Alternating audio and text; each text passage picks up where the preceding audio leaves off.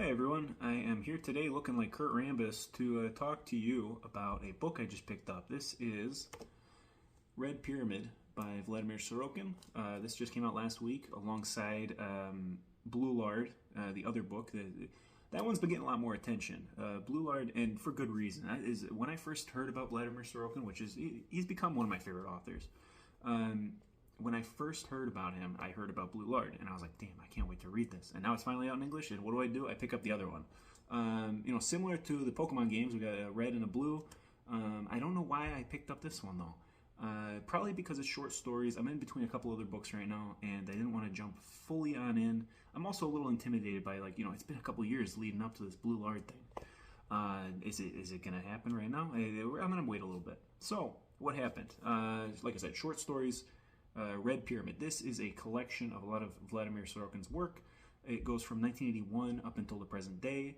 And if you know anything about, he's a Russian author, and if you know anything about the Russian history or the history of the world, really, it's a very volatile time. 1981 Russia, or the Soviet Union at the time, is not the same as the Russia of today, which is not very much the same as the Russia of about 5 years ago, or even a couple years ago.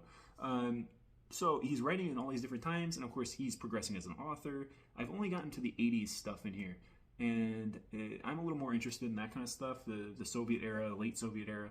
If you watched my last video, I talk a lot about that kind of stuff. I was talking a lot about socialist realism, and I brought up Sorokin back then. I would bring it up again here, because you can kind of see a little bit of a pattern with some of his earlier stories. He's taking these socialist realism settings, and characters, these very rooted in the Soviet world. These characters, everyday people, and he's laying out these mundane stories. You're like, what is this? And all of a sudden, he takes that scenario and he flips it, and it's a harsh flip to something you're not expecting. And it really makes you like double take or triple take, really. You're like, am I really reading the same story as I was like a page ago? So I'm going to read this one. It is very early in the section. It's about 10 pages long, so bear with me as I read through this, and I'm going to talk a little bit at the end about my thoughts on how to interpret it and why I like it so much. I read it this morning, and I was just kind of blown away because it's a great way to start the day. It might say a lot of things just about the world, or about me. A discretion, this is, it might get into some dicey territory, so be forewarned. And yeah, like I said, about 10 pages, and then I'll talk at the end. So this is Obelisk. It's from 1986. And just a second, I gotta get a little sip. Hopefully no noise occurs like the last time I tried to record this. The passenger bus on the Ludinovo-Bryansk route turned off the highway, which was wet with rain, and towards the Moshevo bus station. Then, after taxiing for a little while, stopped. The driver opened the wide door of the bus, reminiscent of an airplane hatch. Then, covering his head with a regional newspaper folded in fours, trotted over to the unsightly one-story bus station building. Managed to let forth a mischievous shout to the passengers as he walked. I invite you to stretch your legs. We'll stop for 5 minutes. He was young, filled with energy, and hadn't yet grown tired of joking with the passengers. They appreciated the joke, and smiling, watched through the rain-splattered glass as he leapt over puddles, merrily mumbling. As he did, ran over to a brown door, then disappeared behind it. It was cool in the bus's cabin. The people had only spent 2 hours on the road and still weren't tired. Obviously, none of them even thought of stretching their legs. Some of them were munching on something, and some of them were quietly conversing with their neighbors. 2 flaxen-haired 5-year-old twins cheerfully fooled around on the wide back seat. Suddenly, 2 women on the left side of the bus got up from their seats. One was plump and elderly, and the other was 47. They were mother and daughter. They were going from Zizra to Bryansk. The daughter was tall, firmly built, and had a pale, unremarkable face. The mother was the total opposite of her daughter. Among Russian women, there is a well-known type, the elderly rural mother, whose whole life has been spent in a brutal struggle for her children, a struggle against nature and a cunning of time. Having been born in an enormous peasant country during the cruel period of revolution and civil strife, These women have already taken the heavy burden of peasant motherhood upon their shoulders by the age of 20 and been harnessed to that harsh life for all time. A life full of provisions and incessant hard work, a life that only born peasant women are capable of bearing. Having passed through the fierce times of collectivization, having lost their near and dear ones in Stalin's war against the people, they then imbibed their bitter cup of the years of World War II, and those years directly following the war, never, not even for a moment, ceasing in their righteous struggle for life and for their children, and now coming to the periphery of their lives, having aged in the course of their eternal labor, they carried the eternal memory of that struggle on their work-mutilated hands and in their wrinkled, weathered faces. But even so, if their hands were wrinkled, they were so stunning it was their character. How had they held on to the kindness and tenderness, their gaiety and temper, and their breadth of spirit? Wherefore was such energy and indefatigability in these broken bodies that had been wheeled over by their century?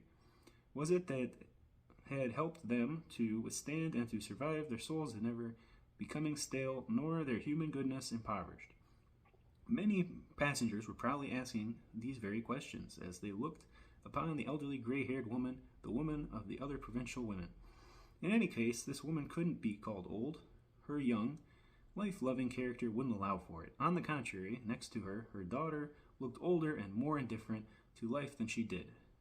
Galina Timofeevna, that's precisely the woman's name, hadn't closed her eyes for a single moment of the 2-hour journey. She yapped with her neighbors, told her daughter the latest village news, treated the twins to her vetrushki, and presented the driver with a big red apple, speaking to him as she did, "Eat, my son, eat for your health, and don't you rush to get us where we're going." To which he cheerfully replied, "Thank you, Mama. I'll get you where you're going." A good half of the passengers already knew that Galina Timofeevna had lived in her village of Kolchino for nearly 70 years, and that she had brought 9 children into God's world, 2 of whom she'd lost in the terrible famines of 46. When they were all laboring on the collective farm for workaday checks, marks in the filthy ledgers, and the baking breads from potato skins and crushed linen leaves, they knew that she was going to see her son Sergei, Seryoska, as she called him. That Seryoska lived in Bryansk, that he was the head of the workshop in the Bryansk machine factory, and that his family's sound, but his kids are real spoiled because there's no one to lay down the law. Having said this, she straightened her white handkerchief, covered in little blue polka dots, with a quick practice motion, and smiled, making it clear that she wasn't going to Seryoska to lay down the law for her grandkiddies. Not at all. I knitted them little socks. I bet they'll last for the next 3 years. I baked them big old gingerbread. I boiled up some jam. The grandkids will eat their fill all right. She spoke to the woman sitting in front of her with all sorts of sincerity and openness, to which, alas, old women in cities weren't capable. And it seemed that there would be no end to her lively stories, recollections, and advice. But suddenly, as soon as they crossed the bridge and the neat little Moshevo houses had begun to flash by, it was as if someone had taken Galina Timofeevna's place. Her smile slid off her tanned face. She fell silent, and it was as if she'd instantaneously begun to act her age. At first, the neighbors exchanged looks. What was it possible someone had inadvertently offended the old woman? By having understood that the issue in someone else, they calmed down, not wanting to meddle with it in anyone else's affairs without permission. And meanwhile, it was as if Galina Timofeevna were getting ready for a trip. She put on her old plush jacket, straightened her kerchief, and putting on voluminous, world-weary bag on her lap, began to hastily search for something amongst her bundles. At that moment, her untalkative, pale-faced daughter began attempting to convince her mother not to get off the bus. "Why get off now, Mom? You were here real recently." She spoke in an even slightly annoyed tone, which was as colorless as she herself was. "It's raining, and you're still trying to get off. We're only stopping for 5 minutes. The bus won't wait for you. If it doesn't wait for me, then God be with it," the old woman muttered, taking 2 small bundles out of her bag. "Oh, what's the point of this, Mom? What's the point of upsetting yourself so much each and every time. Come, let's stay. I'll tell you what, daughter, don't you lecture me. Galina Timofeevna pronounced firmly as she picked up the bag with one hand, pressed the bundles to her plush bosom with the other, then walked down the narrow aisle towards the door. Sighing, the daughter fastened her old-fashioned blue sticker, picked up her own bag, and followed after her mother. They made it down to the wet asphalt at the very moment the bus driver, having filled out a routine report in his unsightly bus station building, leapt over a puddle and ran back to the bus. Uh-oh, were you getting ready to stretch your legs? He cheerfully called out to the women. But when he noticed their serious faces, he asked, did something happen? It's nothing, my son, Galina Timofeevna replied. Our old man was laid to rest over there. We're going to pay him a visit, and should we be late, don't you wait for us. Just get going. We're not far from where we're going. We'll make it on our own. The driver looked over towards a small linden grove by the highway. His face became understanding and serious. Is it over there, where the star is? The old woman nodded, losing her grip on her bag. The driver shifted his gaze from the grove and over to his bus, then asked, will 15 minutes be enough? Galina Timofeevna exchanged an uncertain look with her daughter. That will be enough, of course, her daughter replied. That's fine, then. Take your time and don't rush, and I'll wait for you. As you've such important business, I'm on schedule. I'll make up for it, lost time on the road. Thank ye, my son. May God give ye health. Galina Timofeevna bowed her head to one side. It's no big deal. He turned and got on the bus. The woman walked quickly towards the grove. Light rain drizzled down everywhere. Everything around them was wet. An occasional car drove by on the highway. The old woman walked ahead of her daughter. Her boots cheerfully clapped through the roadside puddles. At least give me your bag, Mom, her daughter cried out, but Galina Timofeevna kept on walking right through the grove, not turning and not responding. The grove consisted of 8 young linden trees, planted around a small square, fenced in on one side by a little white wall that was 3 bricks tall. The square was covered in gravel. In the middle of the square, in a small flower bed, stood a voluminous 5-pointed star in the shape of an obelisk. Slightly shorter than the human height, it was welded from a steel plates and painted silver. At the center of the star, these words had been beaten onto a nickel-plated metal square. Here, on the 7th of August, 1943, a group of reconnaissance fighters of the 141st Infantry Regiment died a brave death during a battle for the village of Mojevo. I.N. Gorodskin, V.N. Nosov, N.N. Bitko, I.I. Kolomites, and E.B. Samsonov. Galina Timofeevna walked over to the flower bed, put her bag down on the gravel, placed her bundles down on it across herself. Then, bowing her head, pronounced, "Hello, Kaluchka." Her daughter approached from behind and stopped next to her mother. She didn't put her bag down on the gravel, but held it in her hand. "Here, right here," the old woman sighed, adjusting her kerchief and crossed her arms across her stomach. "Here, where our dear one lies." She fell silent. The finest of rains fell almost inaudibly around them, round so enormously drops, dripping from the linden trees and into the puddles. The glass and the flowers bed glistened with water. "Here's where ye just lie and lie, Kalinka," the old woman pronounced, then began a chant like wailing. "Ye lie here, Kaluchka, ye lie here, our golden. And where to be done? What are you to do? Nothing to be done. And now your wife, Galina, come to visit ye, and your daughter, Marusha, too. Yes, they've come here to visit ye, and you're just lying there. And now is it we're still living without ye, and we're still having such a hard time without ye. And we've thought ye straight through with our whole heads. We're still grieving, and Kolyuchka, how is it you're just lying there without us, all alone? Look at how you're lying there. And we still remember, Kolyuchka, and we're still keeping ye, our golden, and we still remember everything, Kolyuchka. And I remember how you taught us the Testament, and I remember how you taught us your own Testament, and we remember Now we used to do everything according to that testament, and ye did everything to us, as ye did too. And we remember everything, and we remember how ye had to do everything according to the testament, and how we did everything according to ye testament, and how we still do everything according to ye testament, and how ye told us. And here's your little daughter, Maryushka, and she and I do everything according to ye testament, and we do everything, and we must, and now I'm laying a whole cross on ye, and we do everything to ye told.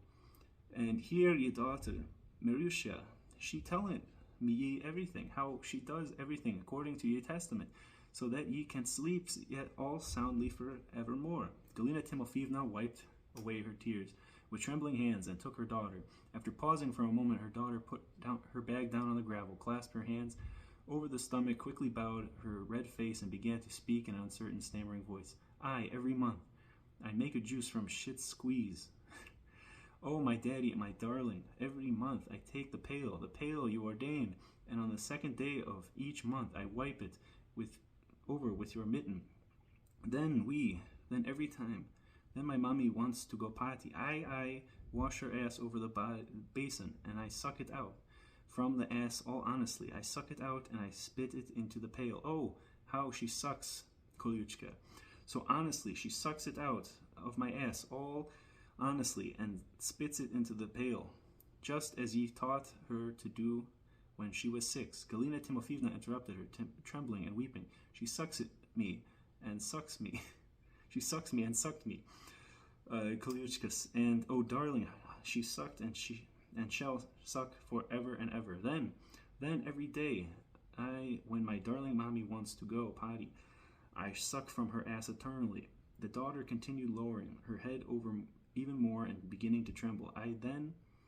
When the pail is filled up, I put it on your roof bench. I put it there in the sun, as the flies land on it and the worms set into it. And so the worms, that the white worms set in, so that the worms set it in as they must. And ye insist, Kolyuchka, the old woman wailed. You can tell things are getting a little weird. Then I'll wait for the worms to set in. Then I'll tie off the pail with your undershirt.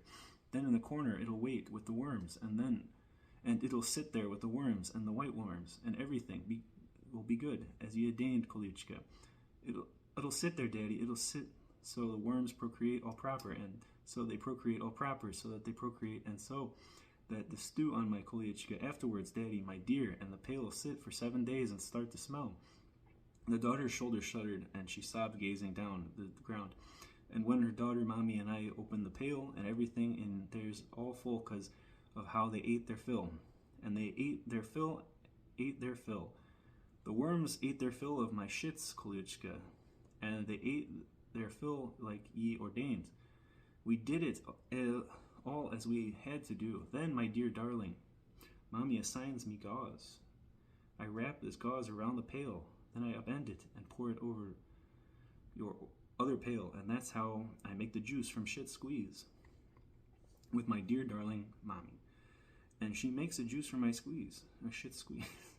Kolyuchka, she does it all as she must, oh my darling. Afterwards, my dear Daddy, when the shit's juice gives way to the evening, I undress, get down to my knees in front of your photograph, and from the preaching mug I drink the juice from my dear darling Mommy's shits.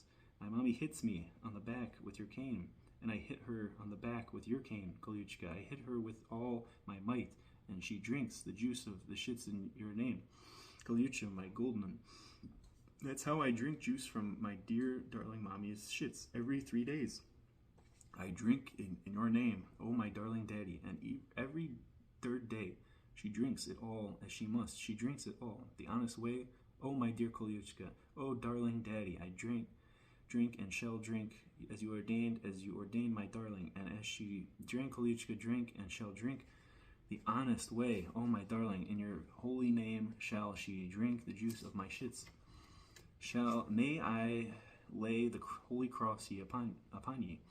My woman crossed herself and bowed. The daughter crossed herself too. For a little while they silently shuddered and sobbed, wiping the tears from their rain-spattered hands, then bowed her head. The daughter began to mutter, "Thank you, Daddy, for instructing me in your testament, and thank you, Kolyuchka, for instructing her to your testament. The old woman affirmed, "Thank you, Daddy, for starting to feed me your shits every third day when I was 6. And thank you, Kolyuchka, for feeding me with your shits.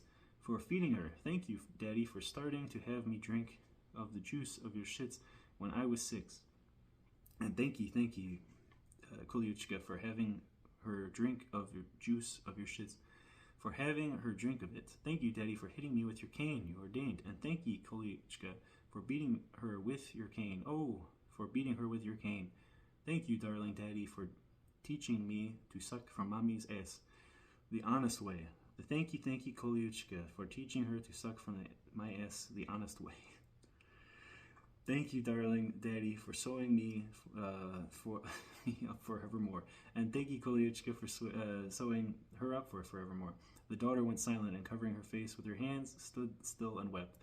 Galina Timofeevna sighed and began to quickly mutter, "And here, Kolyuchka, now, your darling daughter, yet she'll say everything, how she all is. She'll say and tell everything about who she is, what she is, and how she is right now." The daughter wiped her mouth and nose with her hands and began to speak. "I know, Daddy, that I am a pissing piggy."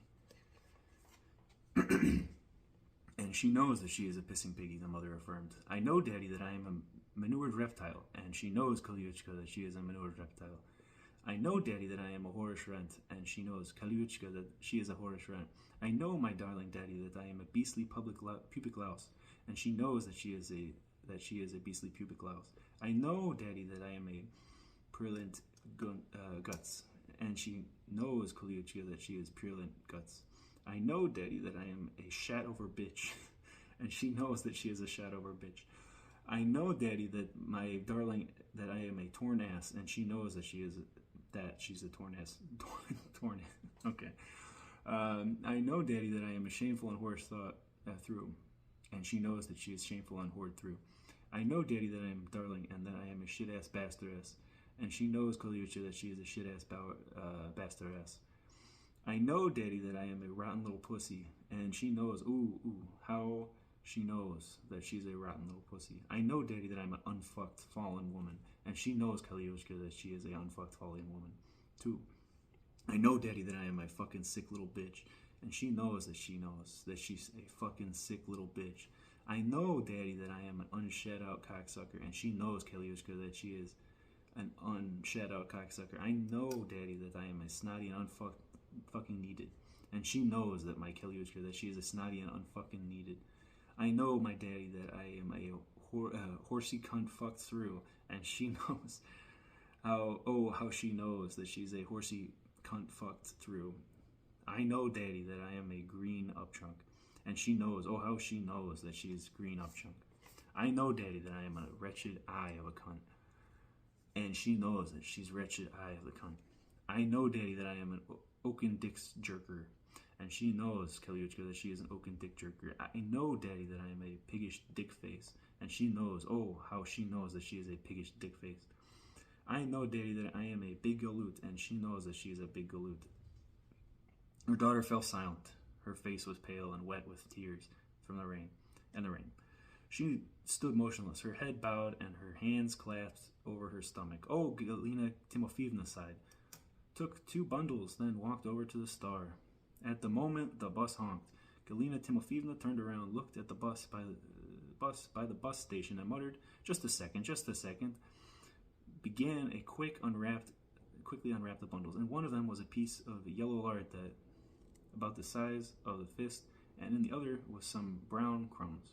Having quickly scattered the brown crumbs around flower bed, Galina Timofeevna began to wipe the star all over with the lard, speaking as she did, "And as it all was, and as it all was, and as it all shall be, and as it all was, and as it all is, and as it all shall be, and as it all was, and as it all is, and as it all shall be." The bus honked again. The old woman turned to her daughter. "What are you just standing there, you bedeviled mare? Run on now, I think they're leaving." The motionless daughter shuddered, grabbing both of their bags, and ran back towards the bus. Having wiped over the whole star, Galina Timofeevna ran the lard down the flower bed, cleaned her hands of her skirt, and ran back to the bus with a limp.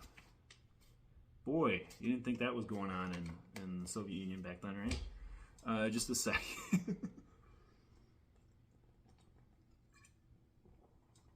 So there's a lot in that. And boy, that was a lot in my throat. I haven't read that much or even spoken that much today. So this is, I think, a good example of the whiplash. You start that story out, and you're at the bus terminal. You're in the middle of nowhere in in the rural provincial Soviet Union, and this is a very typical scenario. As a Westerner who has never been to Eastern Europe, or at least nothing farther east than Poland, the only experience I have is through something like a Bald and Bankrupt video, and I can't link things. I don't know. YouTube took away my ability to link things, but I'll put down below like a video that kind of visualizes this. He, if you aren't familiar, he's a very popular YouTuber. He will travel around, or at least he did back prior to 2022, the former Soviet Union, and would go to these different areas and talk to the locals, especially the older generation who grew up in the Soviet times, and just trying to get their experience of what was it actually like in the Soviet Union, and what is it like today? How does that compare? How do you feel? And he stopped at a similar place to this. There are a lot of these around. I should put this down. There's a lot of these monuments. Obviously during World War II, a huge casualty of the Soviets. It's just massive population destruction. There's these monuments, and there's these graves, these cemeteries, essentially on the sides of the road, because they are where old villages were, and some of them are still villages, but a lot of them are abandoned, or just, who wants to live in such a haunted place, essentially, but, they still pay their respects. And so he's pointed this out. He's gone to these monuments where you see all the names, and it's a very reverent place. It holds a big place in, even to this day, Russian society. And, the Eastern Europeans, I'm sure Belarusians and Ukrainians, they all hold this reverence for the sacrifice of that generation. And so clearly Sorokin is pointing a little bit of a taunt at that, by having such vile and visceral scenes going on. These almost like dominatrix, like submissive, like abusive scenes where the daughter is just giving into it, and it's in this kind of masochistic way that is similar to religion, especially the Christianity, where you are feeling this guilt and this sacrifice and whatnot, but it's that weird meshing of the two that I've never seen before. And that's why when I read this morning, I was like, wow, I'm blown away with this. I'm not typically someone who's going to enjoy the really nasty stuff like that. It's not the easiest to read through. I'm gonna need a second beer. Yeah, it's not really something I normally like. It reminds me a lot of when I first heard about Sorokin, people were like, oh, this is the Russian Pynchon. And I'm like, I've read a lot of his books. I'm like, I don't know if I really see that comparison. And I still don't really, but there's like, you think about like the toilet scene, or there's a handful of other ones in Gravity's Rainbow that are very similar to what I just read. And they serve a little bit of the same purpose. I think it explains, it kind of points out the absurdity of Soviet Union at the time. Like this is 1986, and so like a lot of that, like the ideals are falling down. This reverence for this time when the Soviet Union was so great is falling down. And I could be, I'm not an expert in this. Like I said, I've never been to this part of the world. I've never really spent much time aside from my own personal, just like interest in it. Like I'm not someone who's really studying it too deeply, so I may be missing stuff. Don't take my entire word for it, but I think this is a really interesting starting point. If you can get into like the visceral nature of a lot of these stories, if you heard what I heard or what I said and weren't like fully turned off of it, I think this is a great place to start. I've always said that a Day of the Oprichnik is the best starting point, especially now post 2022 or post the war in Ukraine. I think that's a really great place to start, but I think this is almost better. I've read a few short stories from him before, but never anything from this era. It really is indicative of just his style, and it's very formulaic. Like I said, this is the third story in the book, and you do get like a similar feel. This is the longest of the ones I've read so far. You get a similar feel for what he's doing. He's talking about these very everyday essential components to Soviet life, and then just flipping it, and you're like, what am I reading right now? And that's just such a great thing. Like I haven't experienced anything else like this. It really feels like this is like the next level of Russian literature. Like you read that 19th century stuff, you read the Soviet realism or socialist realism stuff, you read later period stuff, you read some Master Margarita or Moscow to the End of the Line, like other things like that are starting to push the envelope and are a little edgier. And then this is really, you're like, what? Was this even possible? And of course, a lot of these things were not really published in Russia, the Soviet Union.